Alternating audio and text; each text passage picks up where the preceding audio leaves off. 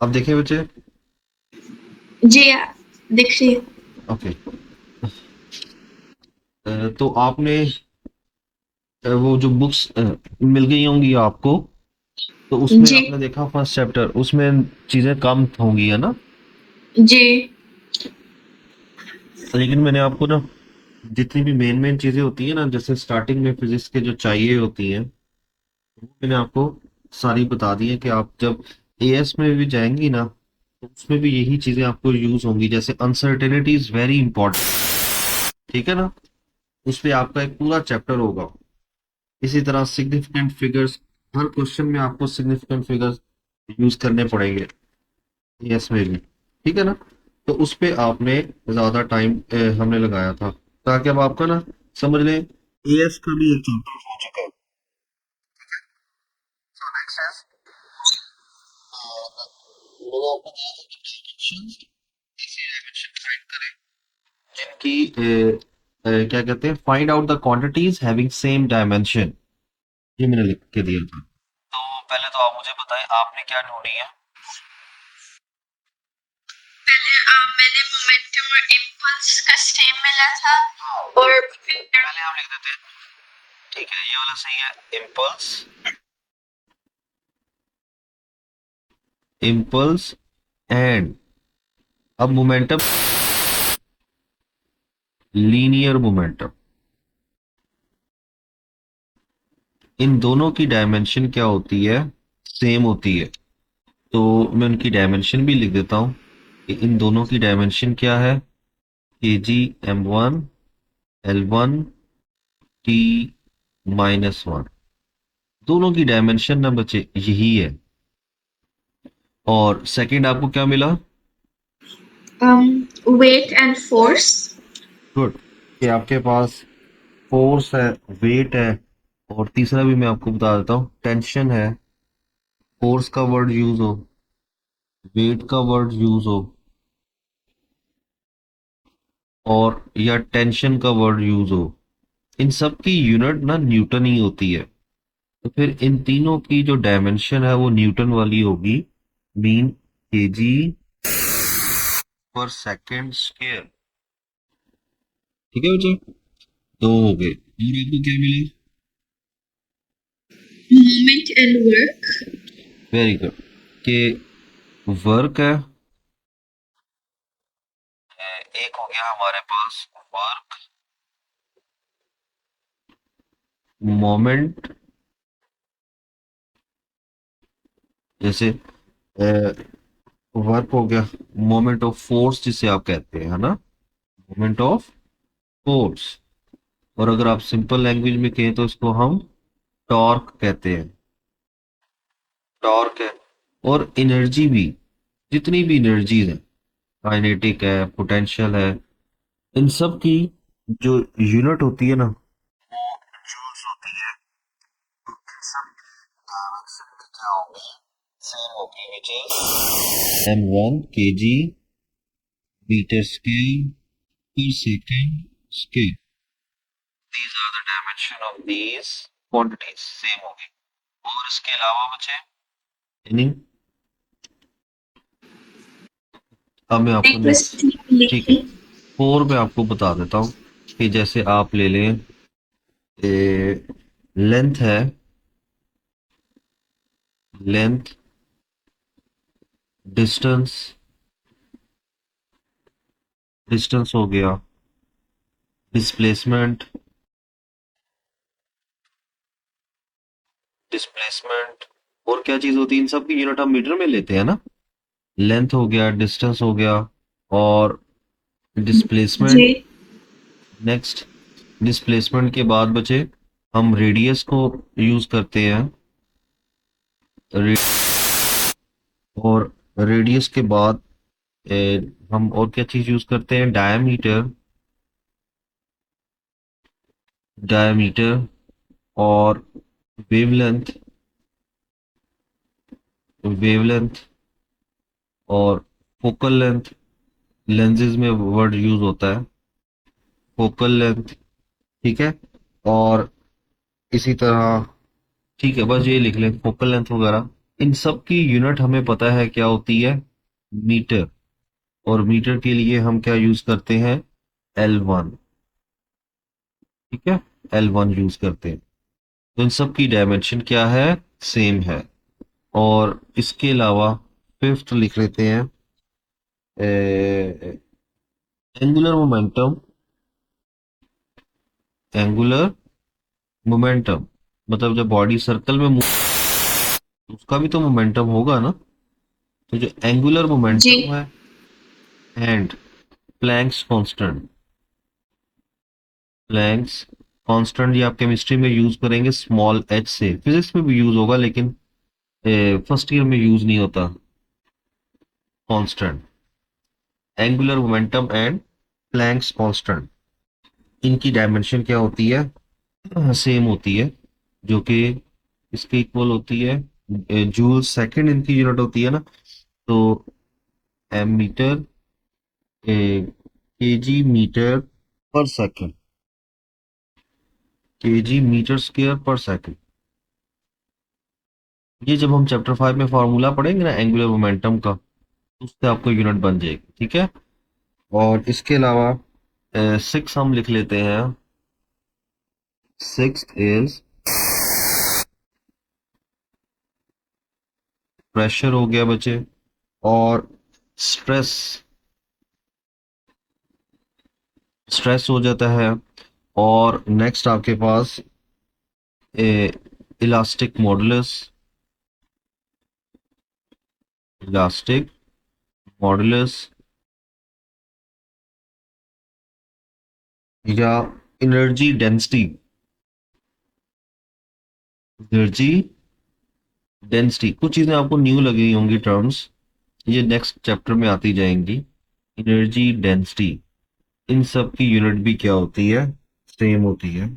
और यहाँ पे आपके पास ये बन जाएगा केजी पर metre second minus two, T minus two. Any confusion? ठीक है, नो। और इसी जी। तरह चले, बस इतनी काफी है। और ये हमारे पास डायमेंशन से रिलेटेड चीजें थी। फिर मैंने आपको बताया था कि हम डायमेंशन को यूज क्यों करते हैं, इसका फायदा क्या है। ठीक है, और इसकी लिमिटेशन क्या है, कि कहाँ पे डायमेंशन अप्लाई नहीं हो सकता, या कहाँ पे हम डायमेंशन को अप्लाई करते हैं। ठीक है ना, अगर ये आ जाए, what are the advantages of limitation. ठीक है, तो नेक्स्ट हम हेडिंग दे देते हैं, एडवांटेजेस ऑफ डायमेंशन एनालिसिस। इससे क्या फायदा आपको लगता है डायमेंशन से? जी। ये क्विकर और इजियर होता है जब when it comes to writing the formulas and everything. In what way? Formula तो हमें पहले ही होता है, मिला होता है, कि फिर आप उसकी डायमेंशन निकालते हैं, तो उसका क्या फायदा होता है। चले अब वन बाय वन हम लिखते हैं, आपको आइडिया होता रहेगा। पहला तो ये है कि डायमेंशन ना हमें ये बताता है कि इस फिजिकल क्वांटिटी में कितनी बेस क्वांटिटी इन्वॉल्व है। ठीक है, जैसे ऊपर वाली ये एग्जांपल देखें, इसमें केजी, मीटर और टाइम, तीन क्वांटिटीज इन्वॉल्व है और उनकी पावर्स भी आपको पता चल रही है।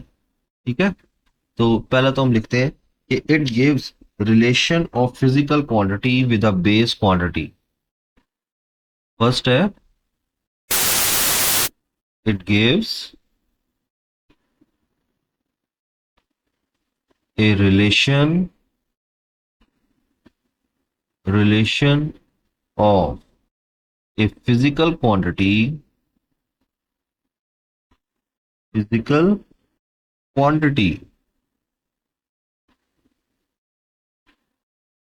It gives a relation of physical quantity with the base quantity, with the base quantity. कि ये हमें बताता है कि इस फॉर्मूला में या इस इक्वेशन में कितनी बेस क्वांटिटीज इन्वॉल्व है। ठीक है। अब second point is very important कि डायमेंशन जो है ना, इससे हम ये पता कर सकते हैं कि ये जो फॉर्मूला हमें ये करेक्ट लिखा हुआ है कि नहीं करेक्ट लिखा हुआ। इस पॉइंट की समझ आइए। Hello. Sir, sir, how can I tell us that it's correct or not using हाँ, dimensions? Very good. If the dimension of both sides are equal of any formula of any equation, then it means the formula is correct.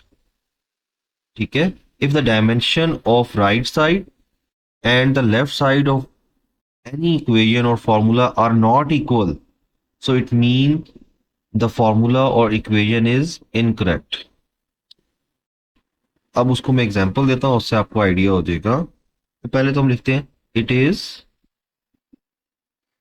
is used to check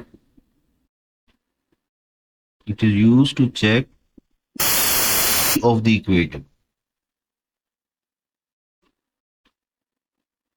It is used to check homogeneity of the equation of the equation. It is used to check homogeneity of the equation. अब homogeneity का मतलब क्या होगा? A homogeneous equation, homogeneity of the equation का मतलब कि if the dimension of both sides are equal, it means if the dimension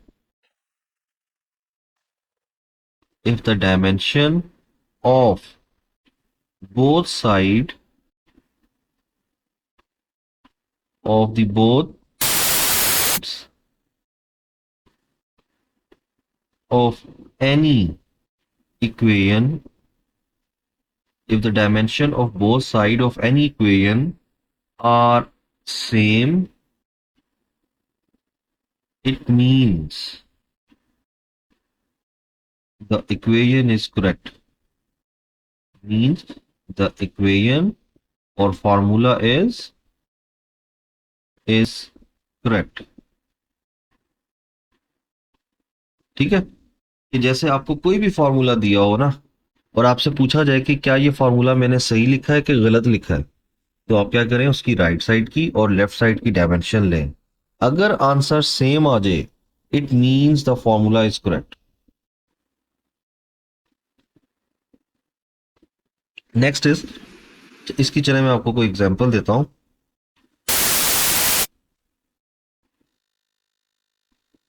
where is the pointer? जी, for example ये फार्मूला आपने कहीं पढ़ा हुआ है, E is equals to m c square. जी चैप्टर के शुरू में। हाँ जी, आइंस्टाइन मैस एनर्जी रिलेशन। अब E इसमें क्या है बच्चे? एनर्जी है ना। E हमारे पास क्या है? एनर्जी है। और एनर्जी की यूनिट हम नॉर्मली क्या लेते हैं? जूल्स। ऐसा unit is joules. Equals to का साइन डाल देता हूं। The unit of mass is KG and the unit of C is speed of light.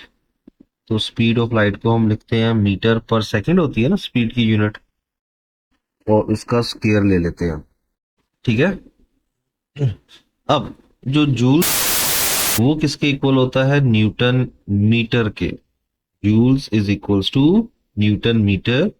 On this side we have KG metre square per second square, क्योंकि वो मैंने ना square को inside multiply कर दिया। अब न्यूटन की वैल्यू लगा दे। The value of Newton is, आप चेक कर लेना, केजी मीटर पर सेकंड स्क्वायर होती है। ओके। और इस साइड को मैं ब्रैकेट जस्ट ओपन कर देता हूं, KG metre square per second square. ऐसे ही है बच्चे, समझ आ रही है? हेलो। जी सर, आवाज आ रही है? जी जी। अच्छा, अब जरा देखें, व्हेन वी मल्टीप्लाई देम तो it becomes KG metre square second minus two, और इस आ जाएगा KG metre square second minus two. अब अगर हम डायमेंशन लिखते हैं इस साइड की तो वो बन जाएगी m1 l2 t minus two, और जब हम इस साइड की डायमेंशन लिखेंगे this is also equals to m1 l2 minus two. देखिए, dimension of both sides are equal, तो इसका मतलब है ये जो फॉर्मूला लिखा हुआ है वो करेक्ट है। ठीक है, तो इससे हमें जी पता चलता है कि ये फॉर्मूला, तो इसका मतलब है फिजिक्स में जितने भी फॉर्मूलाज है ना वो सारे होमोजीनियस होते हैं। होमोजीनियस होने का मतलब उनकी राइट साइड और लेफ्ट साइड की डायमेंशन क्या होती हैं, सेम होती हैं। तो ये हमारा सेकंड पॉइंट हो गया था। थर्ड लिख लेते हैं। थर्ड के dimension analysis is also dimension dimension analysis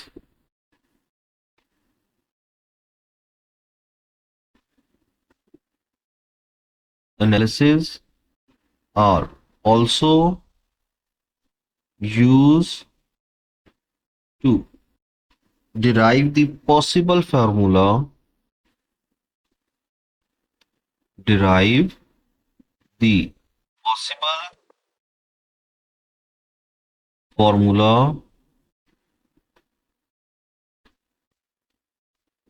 of a physical quantity, of a physical quantity। मतलब हम से फॉर्मूलाज भी क्या कर सकते हैं, प्रूव कर सकते हैं। ठीक है ना, जो डिफरेंट फिजिकल क्वांटिटीज के फॉर्मूलाज है ना उनको भी हम क्या कर सकते हैं, प्रूव कर सकते हैं। ये आपके न्यूमेरिकल्स होंगे, उसमें आप देखेंगे टाइम पीरियड का फॉर्मूला, एक्सेलरेशन का फॉर्मूला। हम डायमेंशन से क्या कर सकते हैं, फाइंड आउट कर सकते हैं। इसका मतलब है डायमेंशन की मदद से हम फॉर्मूलाज भी ड्राइव कर सकते हैं, और डायमेंशन की मदद से हम ये भी पता कर सकते हैं क्या ये फॉर्मूला सही लिखा हुआ है कि गलत लिखा हुआ है। ये दो मेन चीजें हैं। यहाँ तक कोई कंफ्यूजन बचे? सर, आप इस पॉइंट का एक एग्जांपल दे सकते हैं, पॉइंट 3 का?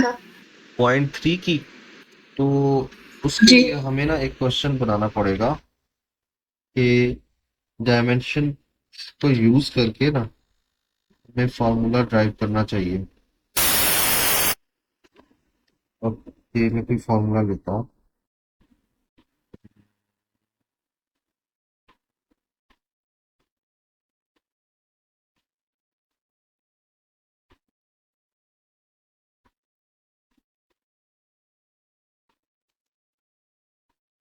दो मिनट में ना एक फार्मूला कोई क्वेश्चन देख रहा हूँ बुक से, इसमें डायमेंशन यूज करके वी कैन ड्राइव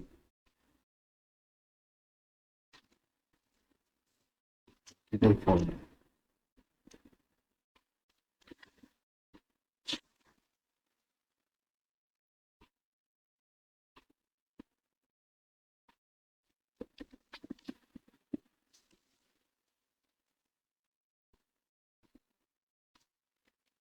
ओके, ये थोड़ा सा लेंथी है लेकिन आपको ना इसका आइडिया हो जाएगा कि हम एग्जांपल कर लेते हैं इसकी। फॉर एग्जांपल, अब क्वेश्चन है find an expression for the time period of simple pendulum.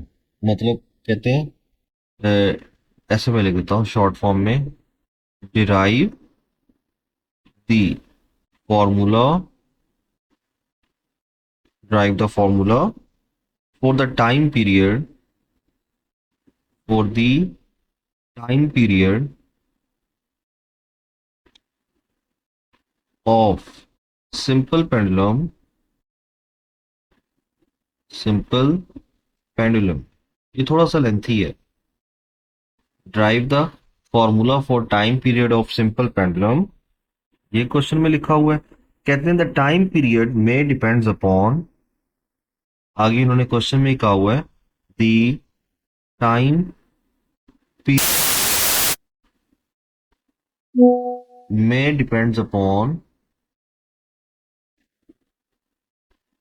में depends upon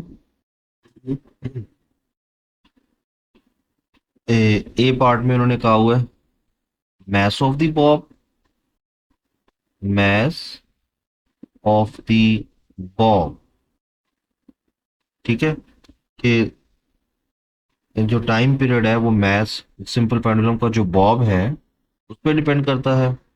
next, length of the pendulum, length of the pendulum, pendulum का आइडिया है।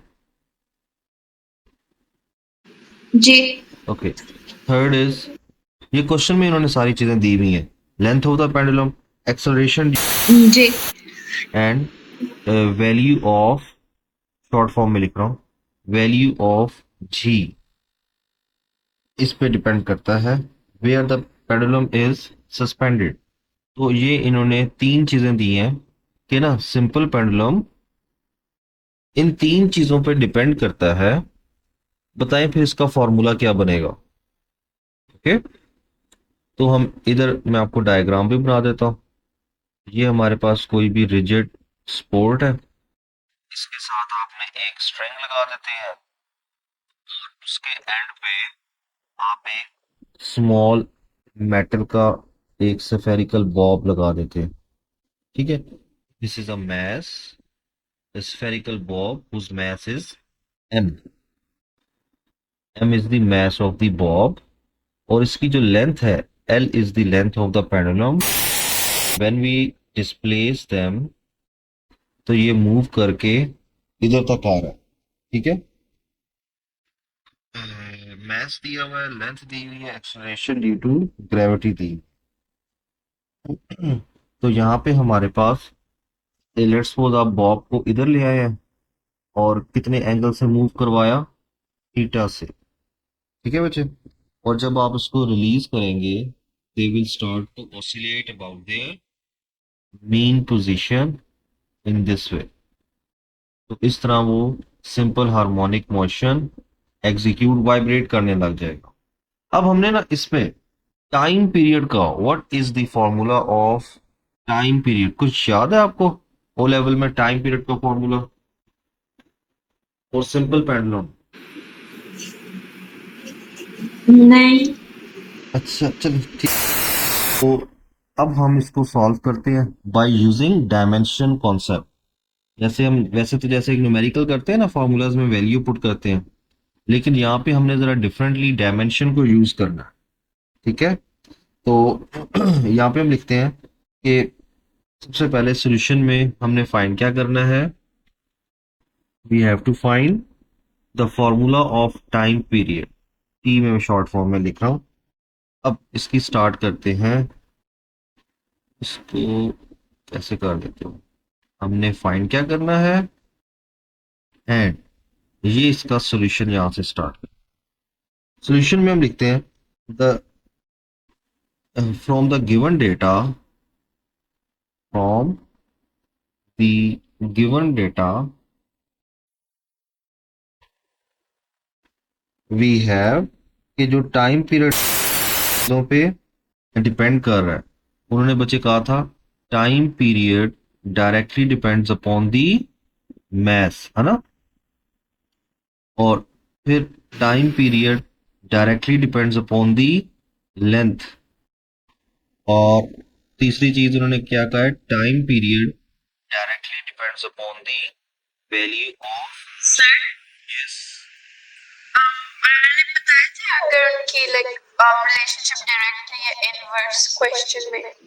हाँ हाँ जी, ये क्वेश्चन मैंने ना जो लिखा है वो जरा शॉर्ट फॉर्म में लिखा है, यहाँ पे मैं पढ़ देता हूँ। The time period depends upon, directly depends upon mass of the Bob, just लिखा है डिपेंड्स अपॉन।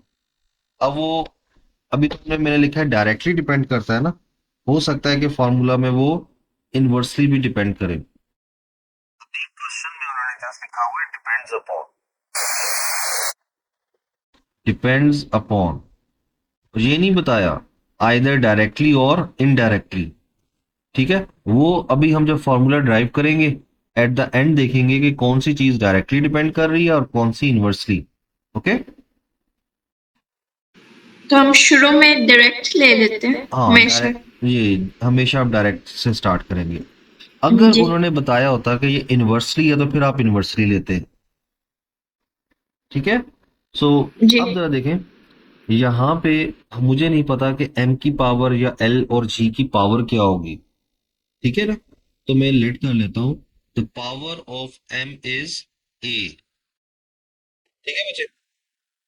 और the power of l is b and the power of g is c।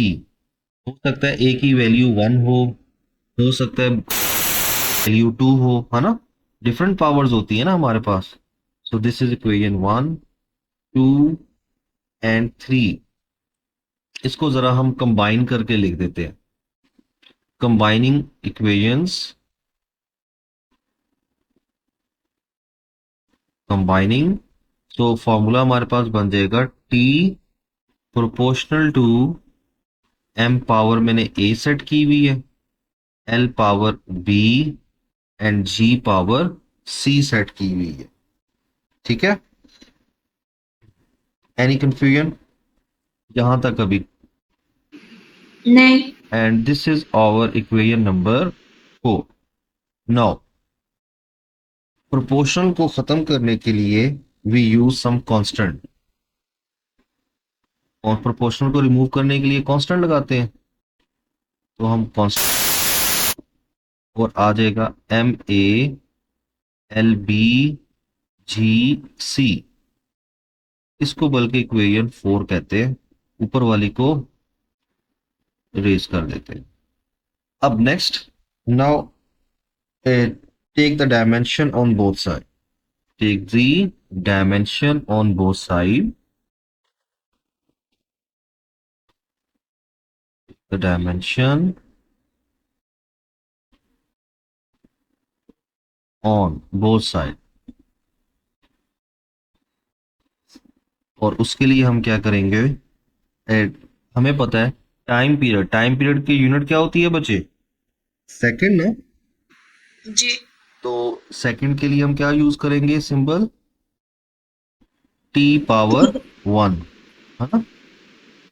Time period की यूनिट सेकंड होती है, second के जी लिए हम symbol भी टी ही यूज करते हैं। ठीक है बच्चे। जी और कांस्टेंट एज इट इज चलेगा, अभी उसको मैं नहीं लिखता हूँ, एट द एंड लिख दूंगा। मैस, मैस की यूनिट क्या होती है बच्चे? KG KG. केजी के लिए हम सिंबल क्या यूज करते हैं? Capital M to the power capital, 1। Yes. Now here we have capital M to the power A.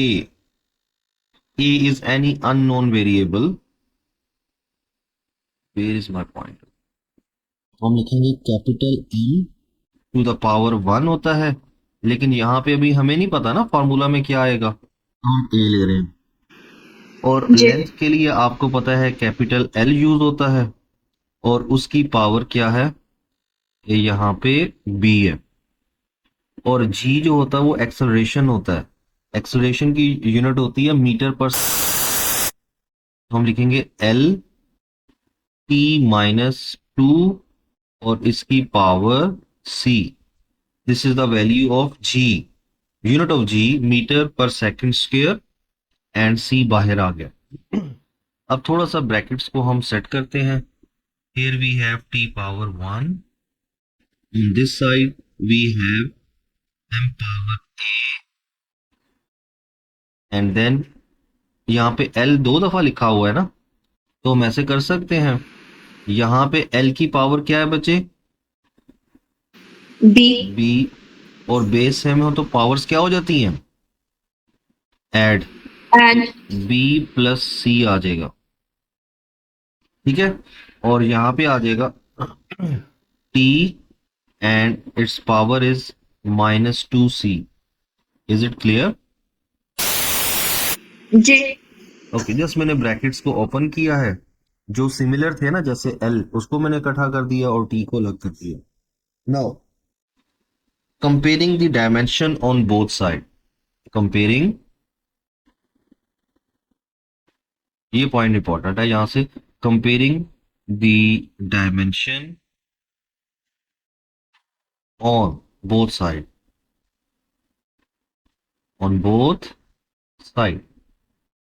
तो मुझे बताएं, पहले हम लिखते हैं, कंपेयर करनी है डायमेंशन और मैस।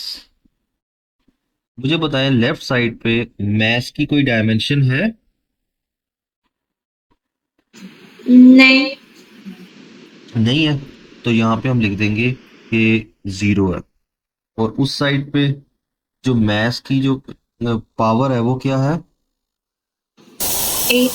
ए है। कंपेयरिंग दी पावर, डायमेंशंस की जगह लिखनी चाहिए उनकी पावर्स को हम कंपेयर कर रहे हैं, ठीक है ना। इस साइड पे लिख दिया पावर्स को, तो इस साइड पे कोई भी एम नहीं था तो मैंने 0 लिख दिया। इस साइड पे m की पावर a है तो मैंने a लिख दिया। So it means now we know the value of a equals to 0। अब हम आ जाते हैं फॉर लेंथ।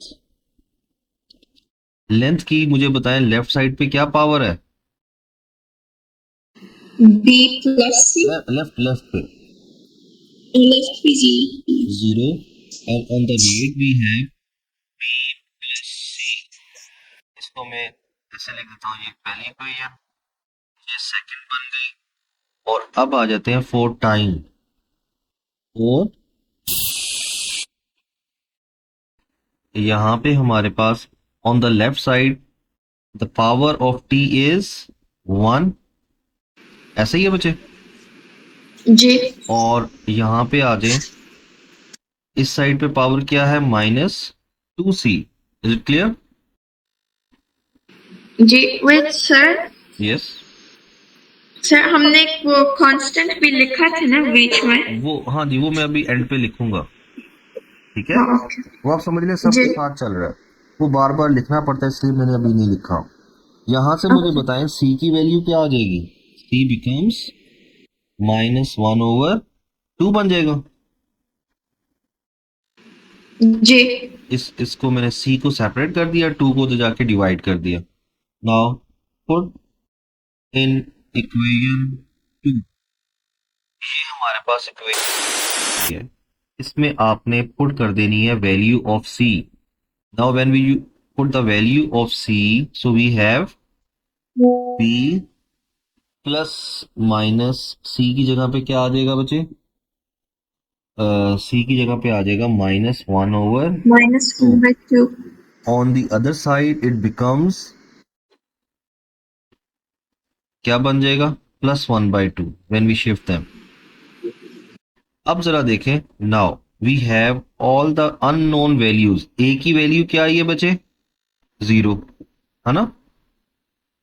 और b जी की वैल्यू क्या आई है? 1/2। +1/2। और c की वैल्यू हमारे पास -1/2 आ गई है, ठीक है। Now put these values, put these in equation number 4। 4 याद है कौन सी थी? ये वाली, ठीक है। t is equals to G constant m power a, l power b, g power c। Is it clear? तो जी इक्वेशन इक्वेशन ए में वैल्यूज लगाएं, तो मैं लिख रहा हूं t। अब जो आप मुझसे पूछ रही थी ना वो कांस्टेंट, तो वो मैंने अब दोबारा लगा दिया, ठीक है। m पावर क्या थी? 0 आ जाएगी। फिर l power and g power -1/2। -1/2। अब m power 0, anything power 0 equals to 1, तो कांस्टेंट रह गया। और साथ अब m को ये तो 1 हो जाएगा, l power becomes 1/2 and g power become -1/2। Is it clear? So t is equals to constant. और अब ऐसे लिख सकते हैं l पावर 1/2, और नीचे जब g को डिनोमिनेटर में लेके जाएंगे तो इसकी पावर भी प्लस हो जाएगी, ऐसे कर सकते हैं ना? जी। अच्छा, और 1/2 किसके इक्वल होता है?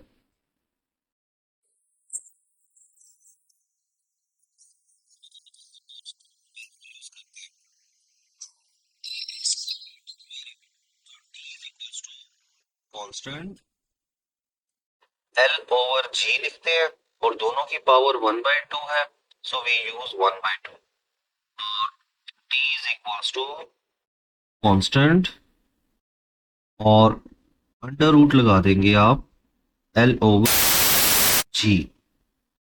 ठीक है, तो ये हमारे पास टाइम पीरियड का फॉर्मूला आ गया। ठीक है ना? तो ये टाइम पीरियड का फॉर्मूला आ गया। और जो डायमेंशन है वो हमें कांस्टेंट के बारे में कोई इंफॉर्मेशन नहीं देती, तो लेकिन हम कांस्टेंट निकाल सकते हैं। The value of constant either calculated by either calculated theoretically theoretically और एक्सपेरिमेंटली। या तो आप theoretically निकालते हैं या एक्सपेरिमेंटली निकालते हैं। और यहां पे बच्चे याद रखें, जो इसकी वैल्यू है ना इन दिस फॉर्मूला, वो होती है t is equals to 2 pi होती है कांस्टेंट की वैल्यू, और अंडर रूट L/G आ। This is the final formula. Dimension constant के बारे में इंफॉर्मेशन नहीं देता, तो कांस्टेंट हम या तो थियोरेटिकली निकालते हैं या एक्सपेरिमेंट करके उसकी वैल्यू निकालते हैं। ठीक है, तो अब देखें, हमने डायमेंशन को यूज करके उसका फॉर्मूला क्या कर लेते हैं, ड्राइव कर लेते हैं। ठीक है, जी। तो हमने डायमेंशन को यूज किया, और सिंपल पेंडुलम का जो टाइम पीरियड है उसका फॉर्मूला क्या किया, डिराइव किया। अब जो आप मुझसे पूछ रही थी कि अब फॉर्मूला को अगर आप देखें तो टाइम पीरियड लेंथ पे डायरेक्टली डिपेंड कर रहा है, ऐसा ही है ना? और जी पे जी। वो इनवर्सली डिपेंड कर रहा है। बस। तो ये हमें एंड पे आगे पता चलता है कि ये आइदर डायरेक्टली डिपेंड कर रहे हैं कि इनवर्सली। तो इस तरह हम डायमेंशन को यूज करके फॉर्मूला भी क्या कर सकते हैं, ड्राइव कर सकते हैं। नेक्स्ट आ जाते हैं, ये तो हो गए डायमेंशन के फायदे। अब है limitation of dimension. Limitation of dimension. ठीक है, तो क्या हो सकता है डायमेंशन में लिमिटेशन उसकी? जी,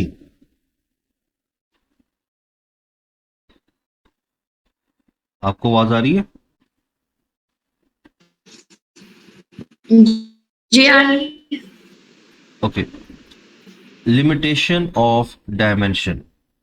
एक तो बचे, कोई बताएंगे आप फर्स्ट में? सर जैसे कांस्टेंट वैल्यूज जो अभी देखी थी ये नहीं हाँ, लिखी वेरी जाती गुड, डायमेंशन में। वेरी गुड, कि कांस्टेंट वैल्यू के बारे में ये हमें नहीं बताता, तो पहले तो हम यही लिख लेते हैं, numerical values, numerical value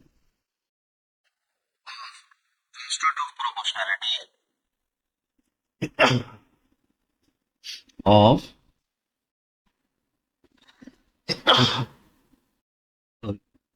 of constant of proportionality of proportionality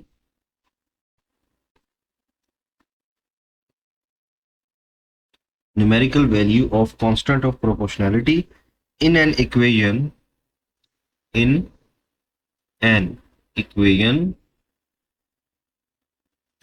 cannot find out, cannot be found out। इससे तो हम न्यूमेरिकल वैल्यू की, न्यूमेरिकल कांस्टेंट जो है उनकी वैल्यूज को फाइंड आउट नहीं कर सकते। सेकंड क्या हो सकता है?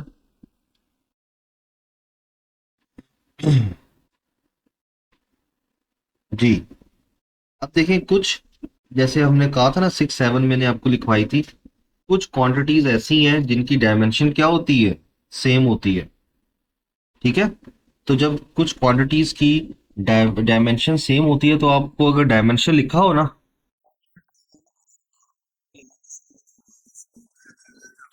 वेलोसिटी की लिखी हुई है, या ये डायमेंशन इम्पल्स की है कि मोमेंटम की है, ऐसा ही है ना। जी जी some quantities have same dimension, so we cannot differentiate the which quantity is discussed here, है ना।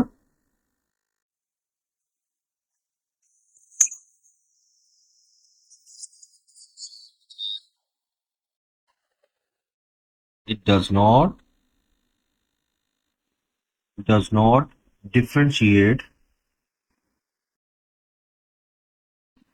differentiate between the quantities having same dimension, having same dimension। मतलब हम इसमें, क्योंकि जब दो क्वांटिटीज या तीन क्वांटिटीज जिनकी डायमेंशन सेम हो, तो फिर हम डायमेंशन को देख के ये आइडिया नहीं कर सकते कि ये किसकी लिखी हुई है एग्जैक्टली। थर्ड, और it does not tell whether the quantity is scalar और vector. It does not tell whether the quantity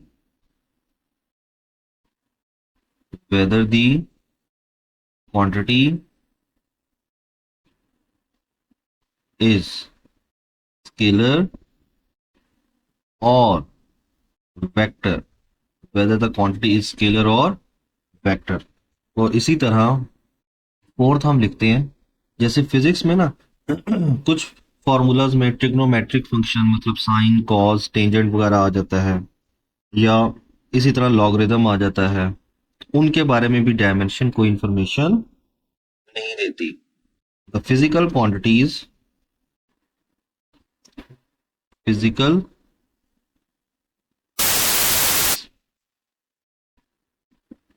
involving involving logarithm, जैसे नेचुरल लॉग वगैरह होते हैं, लॉगरिदम या एक्सपोनेंशियल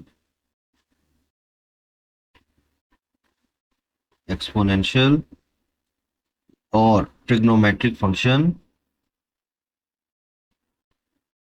देखिए ना, कुछ फार्मूलाज में साइन कॉस वगैरह आ रहा होता है, किसी फार्मूला में लॉग लगा होता है, तो उसके बारे में ये कोई भी information can not be derived and can not be verified.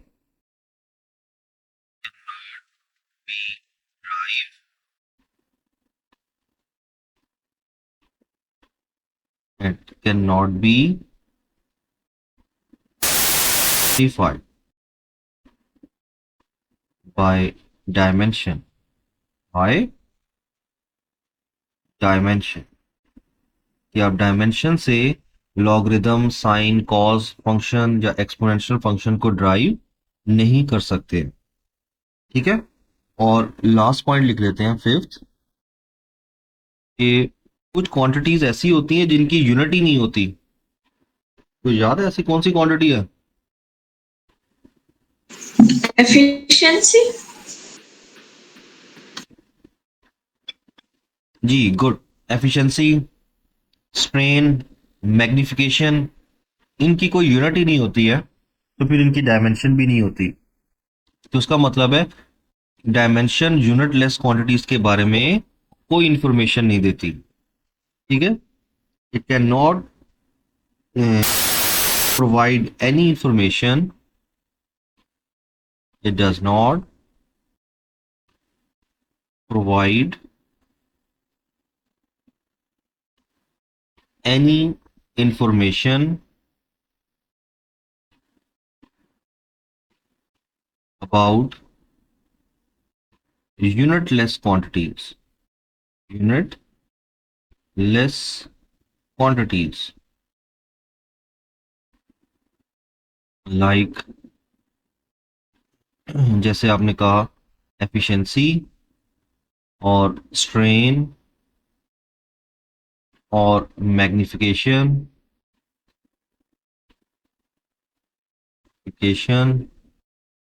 एक आपने पढ़ा होगा रिफ्रैक्टिव इंडेक्स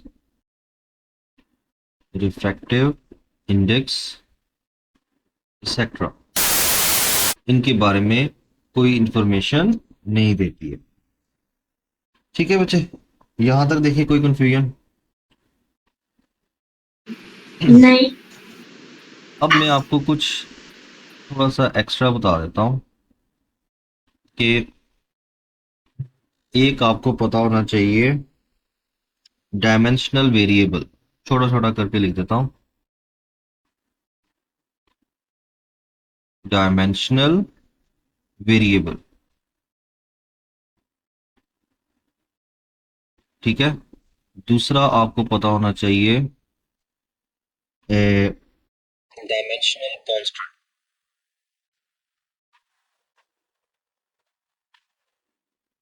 डायमेंशनल कांस्टेंट दो हो गए। तीसरा आपको पता हो dimensionless variable. Dimension dimensionless variable. और नेक्स्ट आपको पता हो fourth dimensionless constant. Dimensionless constant, ठीक है। और नेक्स्ट आपको पता हो इसके बारे में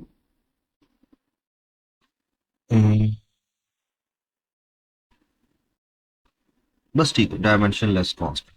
इनके बारे में जरा पहले करते हैं। तो बच्चे सबसे पहले आ जाते हैं डायमेंशनलेस वेरिएबल। वेरिएबल का मतलब कि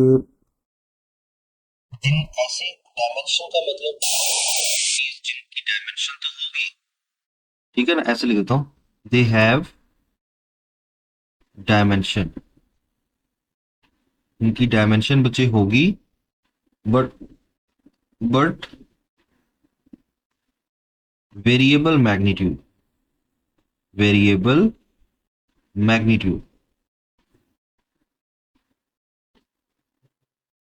मतलब डायमेंशन तो होती है लेकिन मैग्नीट्यूड क्या होता है? वेरिएबल होता है। वेरिएबल का मतलब कांस्टेंट नहीं होता, चेंज हो रहा होगा। इसकी समझ आइए। So dimensional variables are those physical quantities which having dimension but having variable magnitude. For example, जैसे फोर्स है, एनर्जी, ठीक है, टॉर्क एक्सेट्रा। अब देखिए ना, फोर्स है, आप फोर्स की वैल्यू ज्यादा भी कर सकते हैं और कम भी कर सकते हैं। इसी तरह एनर्जी भी ज्यादा कर सकते हैं और कम भी कर सकते हैं। इसके समझाइए मुझे। जी। अब आ जाए dimensional constant.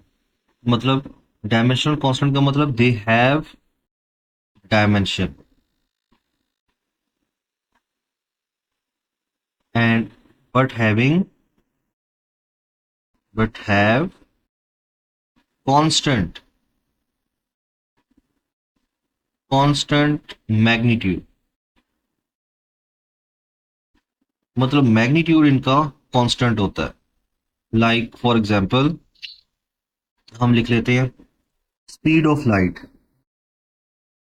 Speed of light उसकी वैल्यू फिक्स्ड होती है इन वैक्यूम।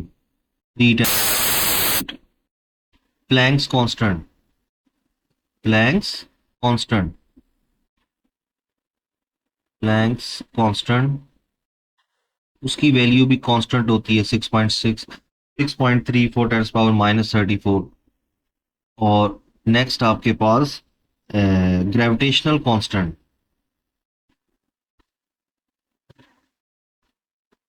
ग्रेविटेशनल कांस्टेंट मतलब इनकी वैल्यूज फिक्स्ड होती हैं। कांस्टेंट्स है ना ये, तो इनकी वैल्यूज फिक्स्ड होती हैं। नेक्स्ट आ जाए dimensional variable. Dimensional variable, dimensionless variable. Dimensionless का मतलब कि they have no dimension, no dimension, इनकी डायमेंशन तो नहीं होगी, but having, but have variable, variable magnitude. इनका मैग्नीट्यूड क्या होगा, चेंज हो सकता है। फॉर एग्जाम्पल जैसे इस हमने पढ़ा था प्लेन एंगल, प्लेन एंगल, और इसी तरह स्ट्रेन, स्ट्रेन है ना, और इसी तरह आपने बताया मैग्निफिकेशन, मैग्निफिकेशन, ठीक है ना। अब मैग्निफिकेशन 2 भी हो सकती है, 3 भी हो सकती है, 5 भी, लेकिन उसकी डायमेंशन नहीं होगी। आ रही समझ इसकी मुझे? जी। नेक्स्ट आ गए डायमेंशन लेस कांस्टेंट, ये क्या होंगे? उनके डायमेंशंस नहीं है लेकिन उनका मैग्नीट्यूड कांस्टेंट है। फॉर एग्जाम्पल नो डायमेंशन लिख देता हूँ, but have constant magnitude, but have constant magnitude. For example जैसे आपके पास कह दे नंबर पाई है, नंबर पाई, पाई की वैल्यू क्या होती है, 3.142। अब ये इसकी वैल्यू क्या है, कांस्टेंट है, ये चेंज नहीं हो सकती, और इसकी यूनिट भी नहीं होती तो इसकी डायमेंशन भी नहीं होगी। या इसी तरह प्योर नंबर्स हैं, pure numbers like 1, 2, 3 up to so on. अब जैसे 1 लिखा हुआ है, उसका वैल्यू तो है, but they have no unit, so they have no dimension. ये याद रहेंगे बच्चे? जी। तो ये हमारा चैप्टर कंप्लीट हो गया आज।